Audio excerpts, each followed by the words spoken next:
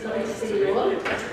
I'm Carla McGregor. I'm a professor from Galway, Director of Social Work and Senior Research Fellow at the UNESCO Child and Family Research Centre. And I'm absolutely delighted to be asked today to chair the second day of your workshop. And thanks very much to my colleagues for the invitation. Welcome to everybody. It's lovely to see new and familiar faces. I look forward to catching up with you later.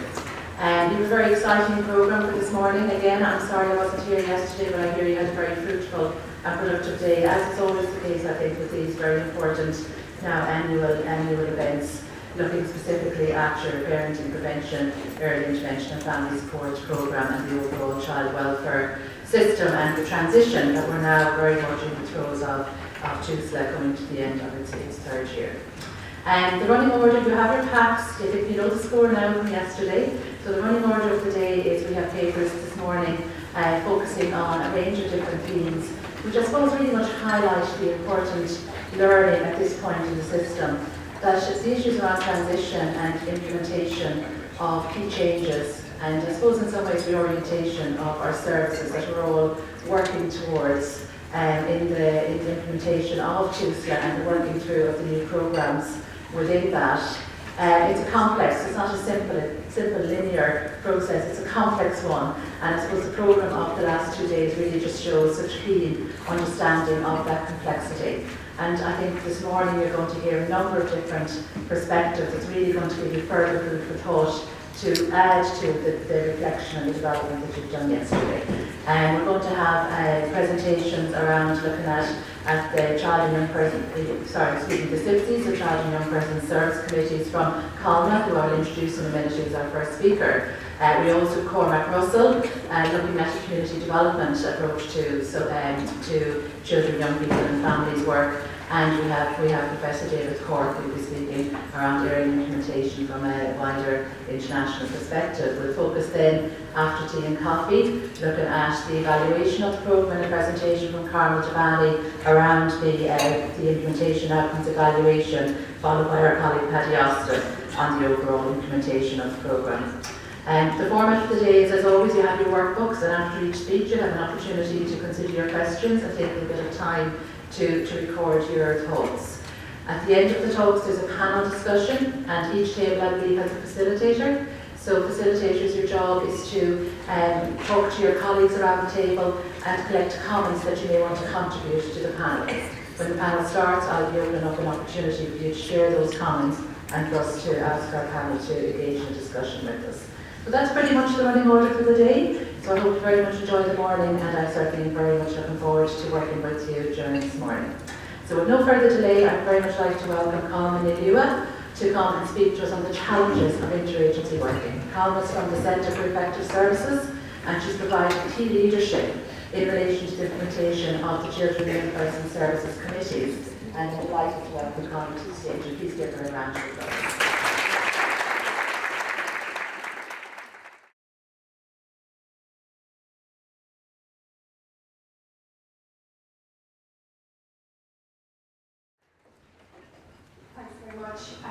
So do shout if you can't hear me or anything, please, because I know I might be moving my head back and forth. So just many thanks to Aisling for inviting me to address the gathering this morning. It's a really great opportunity to meet you all, and I've really enjoyed listening to the presentations yesterday as well, and it's really helped in terms of placing this input that I'm going to give this morning into the wider context. So I want to talk a little bit, I've asked to talk a little bit about the challenges of interagency working. And I suppose just to say to you that this input from myself is really based on us, I suppose it's an assumption here, that we all, I suppose, recognise the benefits of interagency working already, so I'm not going to go through the benefits of that, but take for granted that people here recognise the benefits of interagency working. So I want to talk about the theme, which is the challenges. And some of the, I suppose, pieces of work that CIPSE are doing from that perspective.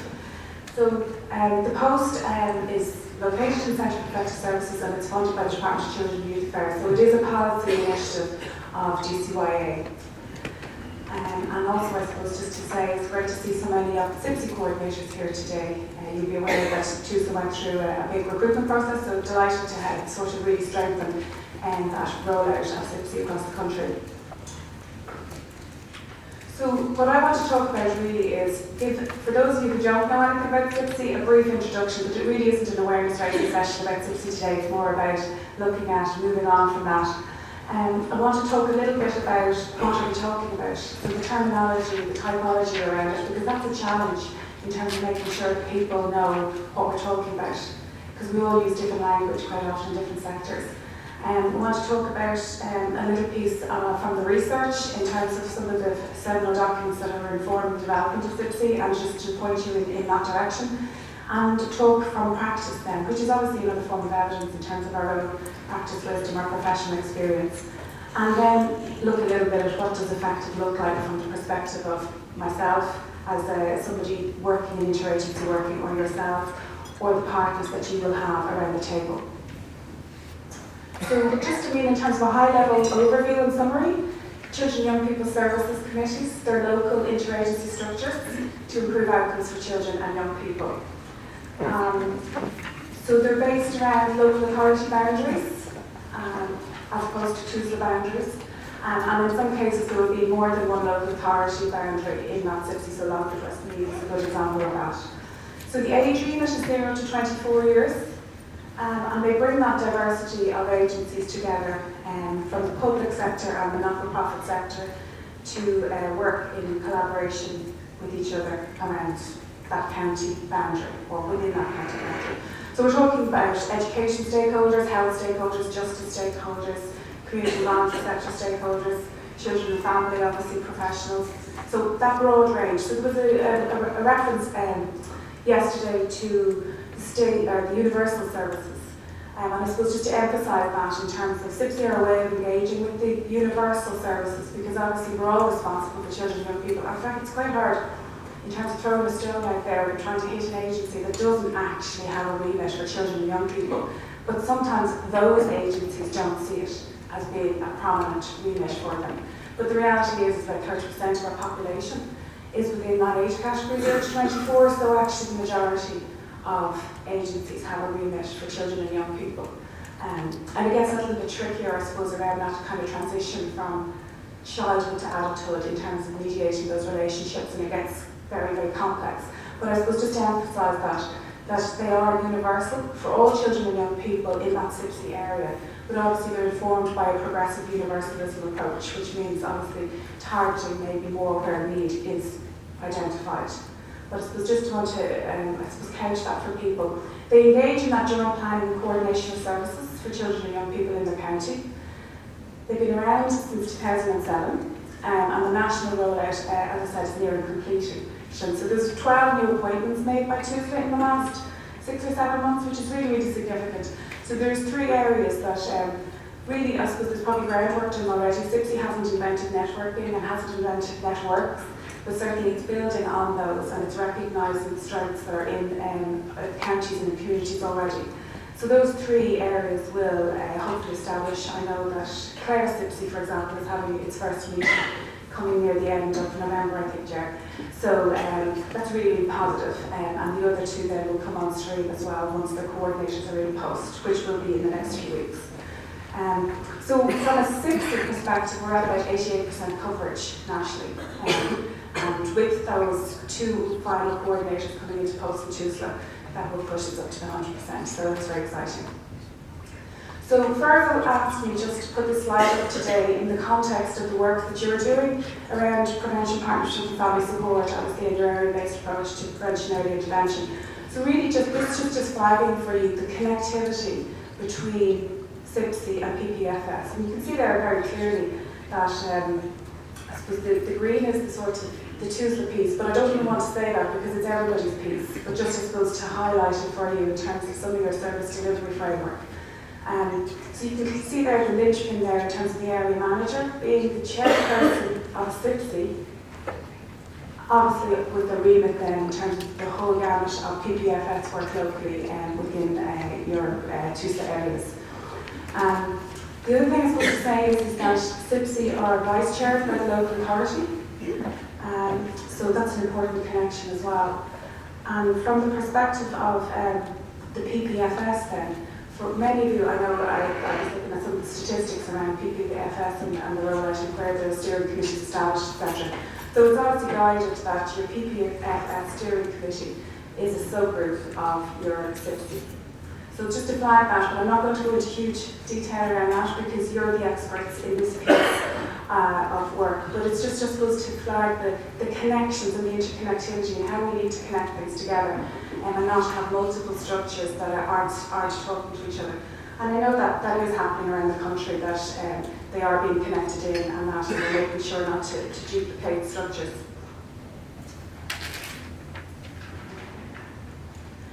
So just, I suppose, to flag as well, or to raise awareness of, in terms of kind of the first even challenge in terms of interagency working is to try and figure out what is it we're talking about. Are we talking about multi-agency working, partnership working, joined-up working, collaborative partnership, interagency working, interagency cooperation, cooperative working, collaborative public management, integrated working? I'm sure I've left a few off. So it's very important to try and understand, okay, what is it we're talking about, particularly if we're going to engage with other sectors, which is obviously the idea, it's the point. Are we all on the same page? Do we actually know what it is we want people to work, and in what framework we want people to work? And quite often these terms are used interchangeably, but they don't always mean the same thing. And while they might mean the same thing to you, just another partner sitting at the table might mean something different. So I think it's important, for example, that multi-agency working, that concerns more than one agency working with a client, but not necessarily jointly. Now, obviously, that can evolve into people working jointly, but again, in some of the literature in these definitions, they're not necessarily as clear-cut as we take for granted. And the joined-up working piece, that tends to be used around sort of government policy-making type of work.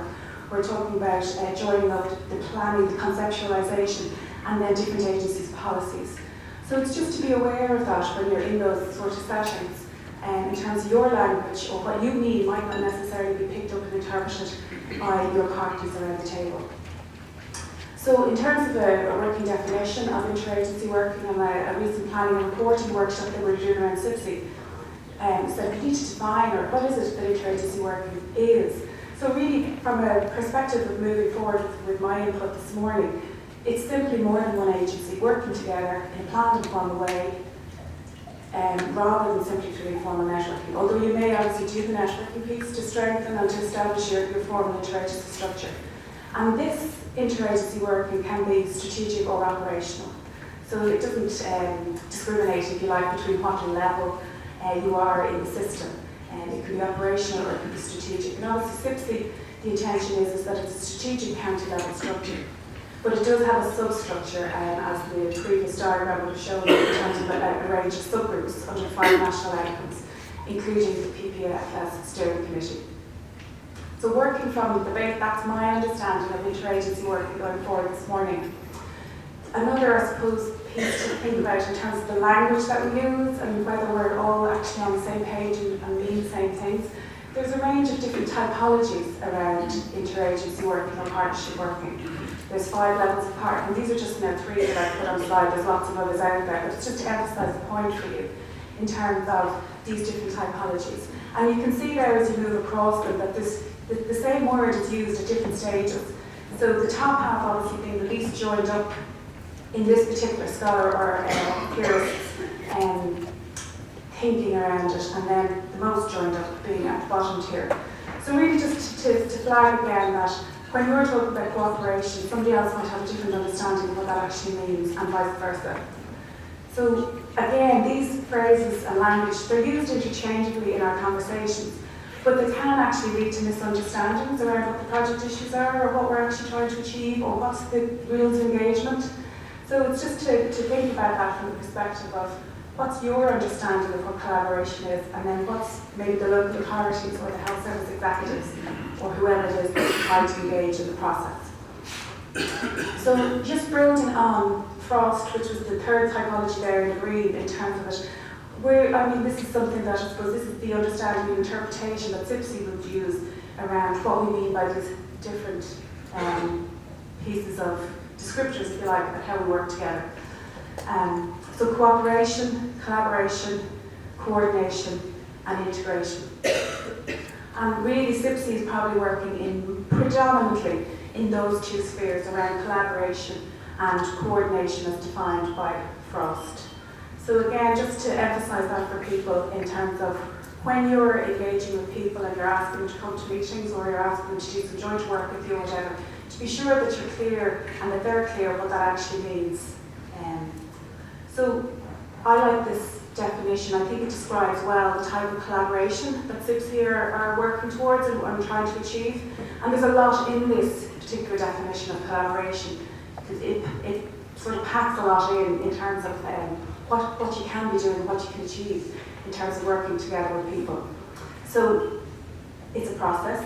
So I think we recognised that yesterday, that it's, there is a period of time that it takes in terms of the implementation science that Helga talked about yesterday. We're talking about 2 to 4 years in terms of implementation of initiative. So a process ongoing over time. Obviously it's not a one-stop activity. There's an exchange of information. Sometimes people alter activities, they do things differently. Obviously that's a huge change. So the concept of change in what we're doing. The share resources, hopefully. I suppose the point is to enhance each other's capacity. So it's very important that CIPSE or any interagency structure that you're using isn't just about your own organisation's agenda. There has to be mutual benefit to other people. Clearly you need a common purpose. There has to be a shared result, a shared goal, 5 national outcomes in the case of children and young people services committees, and also that piece around sharing risk. So taking a risk, doing something maybe differently that you might have done before, but also sharing the responsibilities and the rewards. And that's, I suppose, the aspiration that we'd like to achieve in terms of the CIPSE work, that kind of getting to that point. So, perhaps area managers will have an opinion about how far they are along that sort of continuum in terms of coordination and collaboration. So just a flag as well, and I'm not going to go into this document, it's been around a while, but this is one of the documents that has, I suppose, informed the development of Children and Young People Services committees over the years, and it's a really useful resource, and if you haven't read it, I recommend maybe you take a look at it. It's got useful resources in it, and obviously the subject of my input today is around the challenges of interagency work, but obviously it has loads of other information in there, and a lot of it will resonate with you across the PPFS work that you're doing. And I suppose it's a review of international evidence of interagency working, but it was specifically developed to inform what was called Children's Services Committees, which are now called Children and Young People Services Committees. And essentially, in terms of the challenges to interagency working, this review of the literature at the time identified that there was contextual or political barriers to interagency working. So things like, if it's not the flavour of the month politically anymore, there mightn't be any sort of interest from I suppose policy decision makers around that. So the changes in political steer, changes in government can sometimes affect obviously what is most interested and supported. Financial uncertainty, climate of constant organisational change, agency boundaries not coterminous. And I suppose just to say to you that those challenges aren't insurmountable, and CIPSE are actually addressing some of those challenges as they go along, but you may go back and forth and back and forth. Similarly to sort of in the implementation cycle, it's not totally linear. In terms of organisational challenges, so hopefully some of these will chime with people, but I'm just going to run through them because I want to get onto something around more at the practice level. Different agencies, policy, systems, procedures. So these things will probably sound familiar to you when you're working with other agencies and organisations. They maybe have different ways of processing information, different ways of reporting information. Sometimes agencies don't have the same remit, obviously. Some of them might be working with 12 to 18-year-olds, others might be working with 7 to 10-year-olds. Sometimes, again, just that challenge or that geographic boundary might be different. And then just professional, technical and ethical obstacles. And since we've done a lot of work around sort of information sharing protocols, trying to work out how do we actually work better together. And then commitment obstacles. So I suppose if it's not in my job description, do I have to do it? Sometimes it can be seen as a side desk piece of work. I think it's very important that interagency work is more than just nice to have. It's a must-have nowadays. So that's something really, I suppose, to think about in terms of when we're developing people's roles, etc.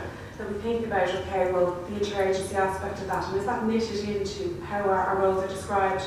And also, is it knitted into how we report back? Are our parent bodies asking us to report back on these things? So different levels of buy-in, and then managers that don't experience interagency working, that you can be vulnerable then if something more priority comes up. So just to flag that with you in terms of the document, and please go read it. It's on cipsi.ie and you'll find all of that information. So I suppose I want to move on a little bit to borrowing a little bit from, there's a really good movement in the USA, Collective Impact Forum, and just looking at some of the work they're doing in terms of trying to sort of unpack some of this kind of challenges and look at it from a really practical point of view. So I have here a couple of slides, or a few slides on the different challenges, and I may go through some of them or I may skip through some of them if I, depending on what the timer tells me now in a minute. But I suppose it's drawing on another source of evidence, which is obviously from the practitioner or the professional, not necessarily from the line, it could be middle management, senior management. And I think it's just really useful from the perspective of when you're at the beginning, or the exploration phase, if you like, or the idea phase in terms of introducing a concept like let's change your agency working.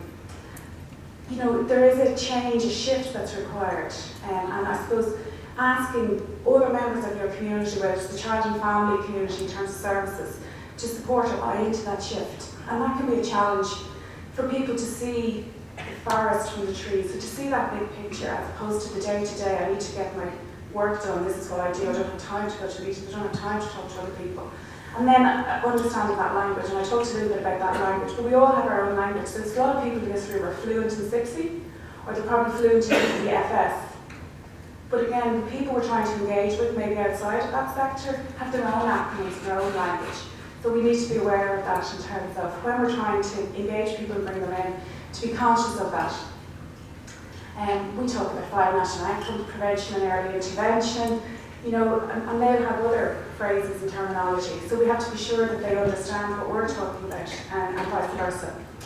So sometimes, at that initial stage as well, there can be clashes of ego. So again, there's a responsibility on us to ensure an equal voice, everyone is heard, and helping the partners to move from their own issues to the collective's issues. And finding an attractive funders, you're even scared to go in there to talk about that one, because that's a perennial problem in terms of getting, especially in the initiation stage, how are we actually going to resource this? So I probably don't need to go into too much detail, and I think people have all felt that pain. And then moving beyond competing. So we're trying to get people around the table and not competing for funding, but actually working together for funding. So time again, implementation takes 2 to 4 years. Actually, introduction of policy can take 7 to 10 years, so national policy. So time is not necessarily on people's side from the perspective of your policymakers or your funders. Time to develop structures, time to develop that trust. Because quite often there's a pressure on us to show results, but it is a huge challenge.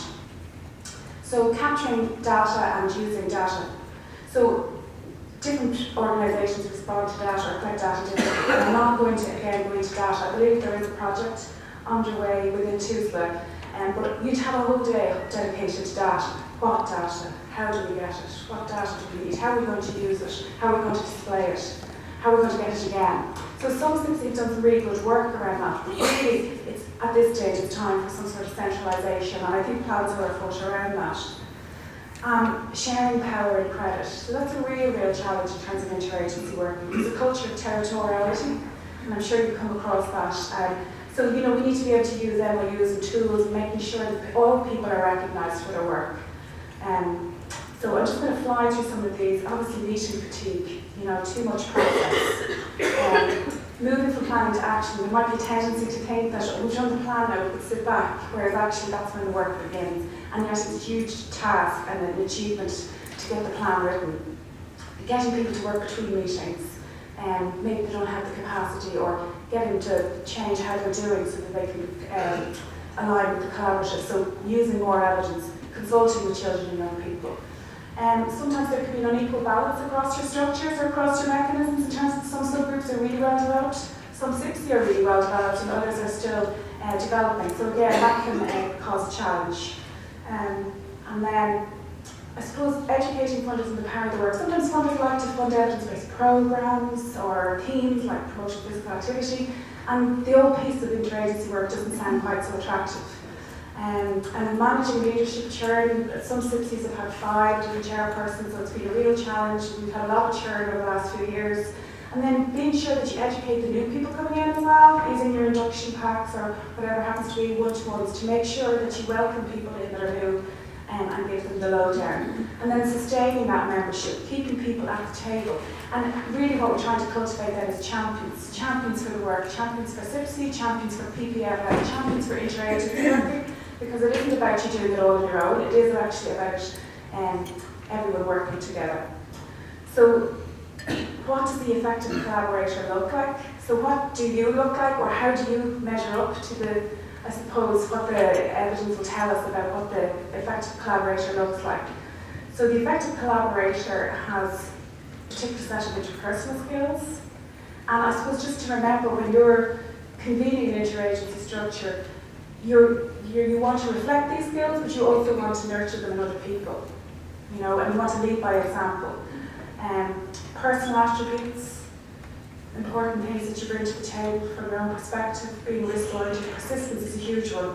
And then technical skills, which are quite often forgotten about in terms of project management, time management, group dynamics, managing a group, that kind of thing. So it's important to remember those as well. So some of it is about self-awareness and tact, but these skills are learnable. There was a tendency maybe in psychology to think about this as these are traits that we're born with, but they can actually be developed in staff.